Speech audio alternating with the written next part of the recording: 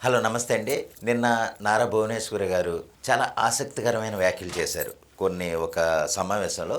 అయితే ఆవిడ ఏ సందర్భంలో ఎందుకు మాట్లాడారు, ఆ విధంగా ఎందుకు మాట్లాడాల్సి వచ్చింది అనే విషయాలపై మన ముందు కళ్యాణి గారు ఉన్నారు. వారిని అడిగి మరిన్ని విషయాలు తెలుసుకుందాం. అమ్మ నమస్కారం అండి. నమస్కారం అన్న.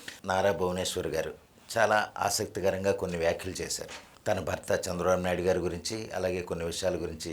ఆవిడ మాట్లాడిన మాటలు ఎలా ఉన్నాయంటే కొంత బాధతోనూ కొంత బాధ్యతతోనూ మాట్లాడినట్టుగా ఉన్నాయి. అయితే ఆవిడ మాట్లాడిన మాటల గురించి మీ అభిప్రాయం ఏంటి చెప్పండి. ఒక స్త్రీగా నాకు కూడా బాధ అనిపించింది ఆమె మాట్లాడిన మాటలు. ఎందుకంటే ఆమె బాధగా చెప్పింది, బాధ్యతగా కూడా చెప్పింది. స్త్రీ పట్ల గౌరవం గురించి కూడా చెప్పింది. రాజకీయంగా మాట్లాడొచ్చు కానీ రాజకీయంగా దిగజారిపోవద్దు. ఎవరైనా సరే, ఇప్పుడు జగనన్న గారు కావచ్చు, ఇంకెవరన్నా కానీ, ఇప్పుడు నీ పార్టీ పదవిలో ఉంటే నీకొత్తది, నీ పార్టీ పదవి దిగిపోతే వేరే మాటలు రావద్దు. అట్టొద్దు. అవకాశం దేవుడు అందరికి ఒకేసారి ఇయ్యడు, తడకోసారి వస్తుంది కానీ ఆ పరంగా పిచ్చెక్కినట్టు మాట్లాడకూడదు. నీ తల్లి వయసున్న భువనేశ్వరమ్మ గారు కదా, కొద్దిగా నిలివేయాల్సింది. జగనన్న ఇంత నీచమైన రాజకీయం చేయకూడదు, దిగజారి. అందుకే పతనం అయిపోయింది. గత ప్రభుత్వంలో ఉన్న వైసీపీ నాయకులు లేదా జగన్మోహన్ రెడ్డి గారితో సహా సీఎం అంటే ఇప్పుడు సీఎం చంద్రబాబు నాయుడు గారిని అనేక రకాలుగా చాలా రకాలుగా దూషించడం మనం చూసాం. అయితే పదే పదే చంద్రబాబు నాయుడు గారిని వ్యక్తిగతంగాను లేదా కుటుంబంగాను అనేక రకాలుగా భువనేశ్వరి గారిని ఇబ్బంది పెట్టే విధంగా మాట్లాడిన మాటలు మనం అసెంబ్లీ సాక్షిగానే మనం చూసాం. అయితే వాళ్ళ విధానం అదేనా?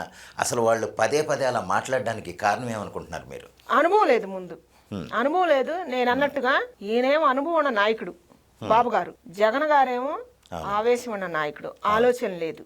ఆలోచన లేకనే కదా తల్లి లాంటి భువనేశ్వరమ్మ గారిని పట్టుకొని నోటికొచ్చినట్టు అవమానించింది. అది ఎంతవరకు కరెక్ట్? ద్రౌపదిరేవిని నిండు సభలో దుర్యోధనుడు, దుశ్శాసనుడు చీర లాగితే కౌరవులు పాండవ ఎంత అన్యాయానికి గురైన మట్టు పెట్టకపోయారు. సర్వనాశనమైన స్త్రీ వస్త్రం లాగితేనే. అట్టనే మన వైసీపీ ప్రభుత్వం కూడా స్త్రీ పట్ల గౌరవం లేకుండా, మర్యాద లేకుండా, అసభ్యకరంగా అవమానిస్తే అదే రకంగా పతనం అయిపోయింది. ఆమె మాట్లాడే మాటలో బాధ ఉంది స్త్రీగా. ఎందుకంటే వ్యక్తిగతంగా ఒక మగాడిగా నువ్వు ఒక మగాడి మీద చెయ్యి నీ వ్యాఖ్యలు. స్త్రీ మీద మాట్లాడేది ఎక్కడుంది? రాజ్యాంగంలో ఉందా? ఆ హక్కు ఏ నాయకుడికి ఇయ్యలేదు. అసలు స్త్రీ పట్ల గౌరవం లేనప్పుడు నువ్వు ప్రజల మీద అధికారం ఎలా చేస్తావు? అసలు ప్రజల్ని ఎలా పరిపాలిస్తావు? ప్రతి స్త్రీ ఇది ఆలోచించాల్సిన విషయం. ఎందుకంటే ఆ తల్లి మాట్లాడిన మాట మామూలుగా మాట్లాడలేదు, బాధ్యతతో మాట్లాడింది. అదే అంశలో సీతాదేవి గారు కూడా వస్తారు. అదే అంశలో నా తల్లి సీతాదేవిని రావణాసురుడు తీసుకుపోతే ఆమె కన్నీటికే సర్వనాశనం అయిపోయింది లంక. అదే విధంగా జగన్మోహన్ రెడ్డి గారి ప్రభుత్వం కూడా ఇంకా ఎప్పటికీ రాదు. అంత నీచమైన రాజకీయం చేశారు కాబట్టి అసలు ఆ తల్లి, ఆ జాతికి చెందిన తల్లి స్త్రీని ఎంత గౌరవించాలా? ఆమెను ఎందుకు తీసుకొచ్చినట్టు? దుర్మార్గం కాదు. నువ్వు ప్రజలకు ఏం కావాలో నువ్వు చెయ్యి. నాయకుడిగా వ్యక్తిగతంగా తీసుకురావద్దు, పర్సనల్ గా తీసుకురావద్దు. ఎవరు ఈయన అనుభవం ఉన్న నాయకుడు. ఆయన్ని ఎంత మాటలు అన్నాడు, ఎంత అవమానించిండు, ఆయన కంటనీరు పెట్టిండంటే ఇంత దుర్మార్గానికి పాల్పడబట్టే చంద్రబాబు నాయుడు గారు కంటనీరు పెట్టిండు. ఆ కంటనీరుకి ఎంత ఇలువ వచ్చిందో తెలుసా? ప్రజల దేవుడి రూపంలో ఓటేసి చూపించారు సమాధానం. అందుకని దయచేసి మన జగనన్నకి నీచమైన రాజకీయం చేయొద్దని నేను కోరుకుంటున్నా. దయచేసి మీరు చెప్పిన ప్రకారం పురాణాల్లో ఎలాగంటే ద్రౌపదిని వస్త్రాపహరణ చేసినప్పుడు కౌరవులు ఎలాగ మట్టుకొట్టుకుపోయారో, అలాగే ఇప్పుడు ఎప్పుడైతే ఈ నారా భువనేశ్వరమ్మని అటు చంద్రబాబు నాయుడు గారిని కించపరిచే విధంగా, వ్యక్తిగతంగా కించపరిచే విధంగా అసెంబ్లీ సాక్షిగా చేసిన ఆ పనికి వైసీపీ ప్రభుత్వం కూడా నేలమట్టం అయిపోయింది. అంటే కుప్పకూలిపోయింది. ఇక మళ్ళీ తిరిగి అధికారంలోకి వస్తారన్న ఆలోచనే లేకుండా పోయింది. అయితే జగన్మోహన్ రెడ్డి గారు లేదా వాళ్ళ నాయకులు పదే పదే అనే మాట ఏంటంటే, మేము ఈ 2029లో అధికారంలోకి వచ్చేస్తే ఆ భోగాపురం ఏదో రకరకాల, అంటే తిరిగి భూములు మళ్ళీ ఇచ్చేస్తాం, ఏదో రకరకాలు మాట్లాడుతున్నారు. అయితే అది ఆల్రెడీ నిర్మాణం అయిపోయిన భోగాపురం ఎయిర్పోర్టు లేదా ఈ భూములు కొన్ని తిరిగి ఇవ్వడం జరుగుద్దా? అసలు వాళ్ళు అధికారంలోకి వచ్చే అవకాశం ఉందా? అసలు ఫస్ట్ అధికారంలో వచ్చే అవకాశమే లేదు. ఎందుకంటే స్త్రీ పట్ల, అమ్మ పట్ల అవమానం చేసిన నాయకుడైనా కానీ, వ్యక్తిగతంగా కానీ, నాయకత్వం పరంగా కానీ అవమానం చేసిన వాళ్ళు ఎవరైనా సరే చరిత్రలో మిగిలినట్టు చరిత్ర లేదు.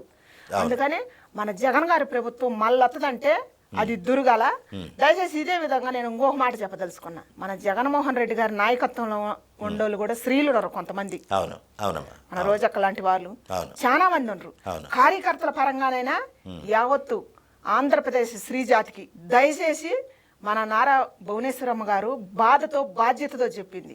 పార్టీ పరంగా కాకుండా మన మహిళ పరంగా ఆలోచించాలని కోరుకుంటున్నా. స్త్రీని అవమానించే నాయకుడు కావాలన్నా, స్త్రీ గురించి తెలుసుకొని ఆమె అమ్మవారితో పోలిసి ఆమె శక్తి గురించి తెలుసుకున్న పరిపాలన చేసే నాయకుడు కావాలన్నా ఏపీ ప్రజలు తెలుసుకోవాలి. దయచేసి నేను కోరుకుంటున్నా. అదే విధంగా మన జగన్మోహన్ రెడ్డి అన్నకి దయచేసి మీకు మళ్ళా చెబుతున్నా, నీచమైన రాజకీయం వద్దన్నా. రాజకీయంగా వ్యక్తిగతంగా ఒక మగాడిగా దమ్ము ఉంటే రాజకీయంగా మగోళ్ళు కొట్లాడండి. ఆడవాళ్ళని పర్సనల్ గా కుటుంబాన్ని తీసుకురావద్దని నేను కోరుకుంటున్నా. ఇదండి మన ముందున్న కళ్యాణి గారు చెప్పే మాట ఏంటంటే, ఎప్పుడు కూడా అంటే ఇక భవిష్యత్తులో జగన్మోహన్ రెడ్డి గారు అధికారంలోకి వచ్చే అవకాశమే లేదని, అలాగే భువనేశ్వరమ్మ గారు చెప్పిన మాటల్లో ఈవిడ చెప్పిన విశ్లేషణ ఏంటంటే, రాజకీయాల్లోకి స్త్రీలను లాగవద్దు, వాళ్ళని కుటుంబంగా ఉండి స్త్రీలను లాగినప్పుడు ఏంటంటే వాళ్ళని వ్యక్తిగతంగా కించపరిచే విధంగా ఎవరు అలా చేయకూడదని చాలా చక్కగా వివరించారు. అమ్మ నమస్కారం అండి. నమస్కారం అండి.